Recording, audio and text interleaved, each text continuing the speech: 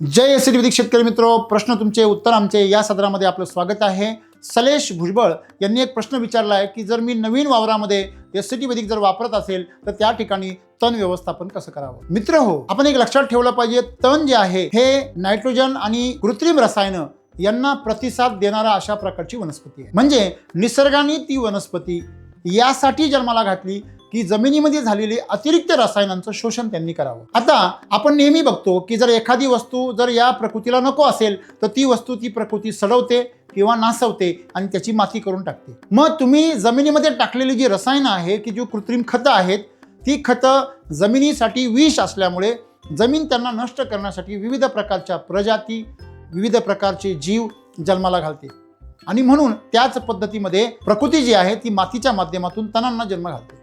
पूर्वीच्या काळी लोक असं म्हणायचे की 1919 खतामधून घोळू जन्माला येतो, 1846 मधून लोहळी जन्माला येते।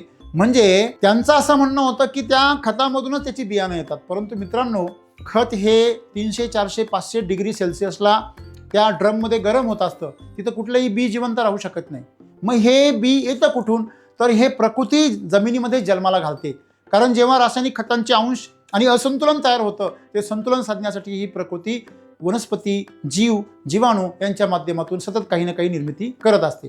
आता मग या तणांचा नायनाट करायचा नाही आपल्याला, तर तणांचं जे कारणीभूत ते रासायनिक खत आहे त्याचा पहिला आपल्याला नायनाट करायचा आहे। तुम्ही जर एकदा रासायनिक खतं जर बंद केली तर तणांचं पोषणाची साखळी तुटून जाईल आणि त्यानंतर तुम्हाला जमिनीमधला कार्बन लेवल जेव्हा तुम्ही वाढवाल तेव्हा तुमचं पीक हे मजबूत होणार आहे। मग मी नेहमी सांगतो की तुम्ही जर सेंद्रिय कार्बन वाढवला तर पीक जोमात येतं आणि तण कोमात जातं।